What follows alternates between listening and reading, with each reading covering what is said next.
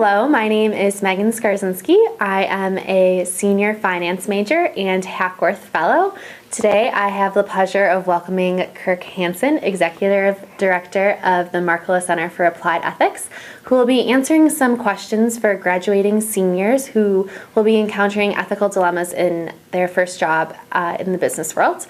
And so we've prepared a couple of scenarios for Kirk to answer. Good.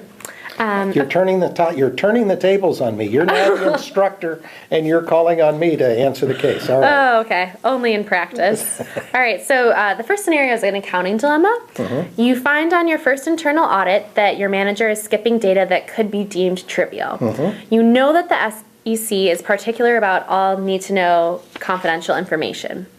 What do you do? Well, this is a classic case of somebody's estimating or skipping pieces of data or whatever in either a financial report or accounting a situation. And you don't know whether that's really important data or not, or whether it's a reasonable thing to do some estimation or to skip the data and all. And that's where you really have to ask a lot of questions about what is expected of us. And it may be that you don't want to take it to your boss initially, if you think your boss is really doing something wrong. You may want to go to a colleague or somebody who's been in a year and just say, I noticed this pattern.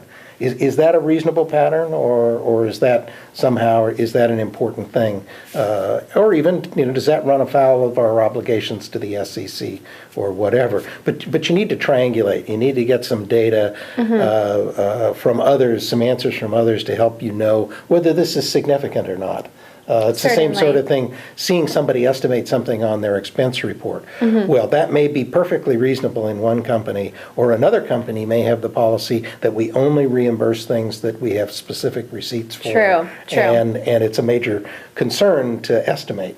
Whereas in other organizations, just give me something that's roughly what the per diem is and we're fine. Right. So you need to understand whether there are SEC rules or company practices which would say that what the boss is doing is wrong.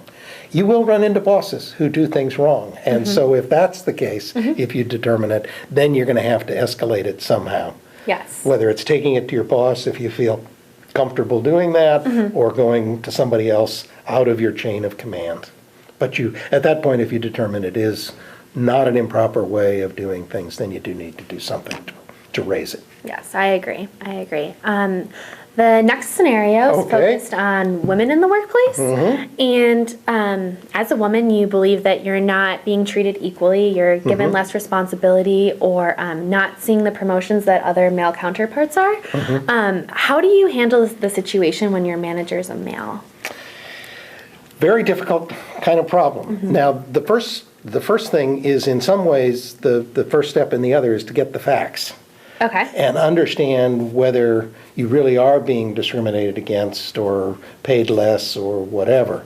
And in that kind of case, it may be hard to get salary comparisons in organizations, but you may want to go to a woman who's a couple years into the organization and say, this appears to look like I'm being paid less or I'm not getting the same opportunities. Here's what happened. What's your evaluation of that? And so you get some understanding from somebody who's been through it, or somebody who has a broader perspective on what the organization more is. Experience. Yes, more experience, but also who's able to judge whether there's something about your particular background, or maybe about the person you perceive as getting a better deal than you are. It may be that somebody has some kind of experience you're not aware of, and that's why they're getting paid more. Or it may be that they are being groomed for an international assignment where you haven't asked for that. But of course, there are organizations and bosses that don't treat women as well.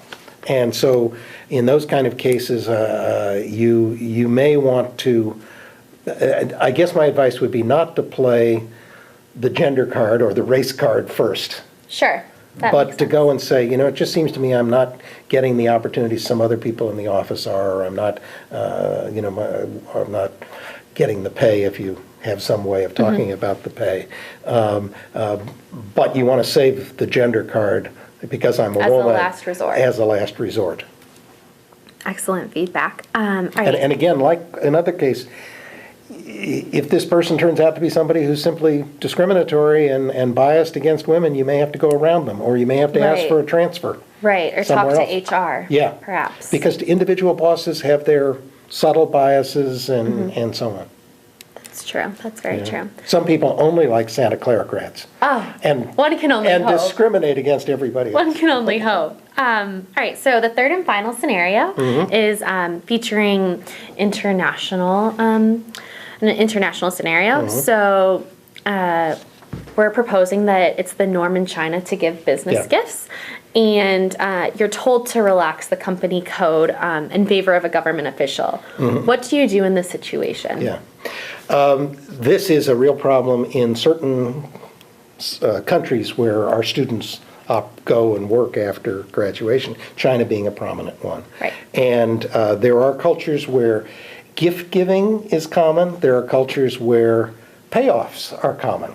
Well, the harder ones are where gift giving is common. Where there are payoffs, you have many more opportunities to say to your company, either your company hotline or your ethics officer or something, hey, there's a payoff being made here. And because the Foreign Corrupt Practices Act is such an important regulation today, and it's being enforced very aggressively, the company's going to be very responsive when you raise that. The more subtle questions are where it's gift giving.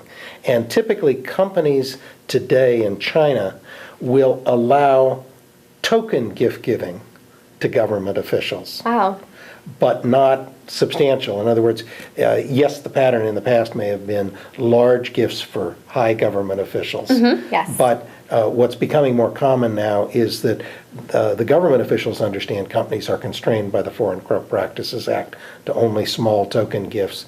But what's important in the Chinese context is that the higher the level of official of the gifts that you have to give out, the nicer gift goes to the senior. So if you're giving pens, for example, which are fairly inexpensive, you give the fanciest pen in the fanciest box to the senior government official, and you give the 19-cent, you click them to the low-level official. Oh, okay. That's really interesting. Well, thank you. Yeah, no, it's a great problem. There is an attempt to honor the gift-giving cultures in some of these countries. Right. You want to have respect for the culture that you're going into and doing business with. But it has to be done in a way that does not violate the Foreign Corrupt Practices Act or constitute real bribery. And if you're in that realm, then the company generally will be quite responsive to reports from you that, hey, this is going on. That's wrong. All right. Well, again, thank you so much for sharing your time with us today. It's been a pleasure hearing all of your advice and suggestions for graduating seniors. Great, Megan. Good work. Thanks.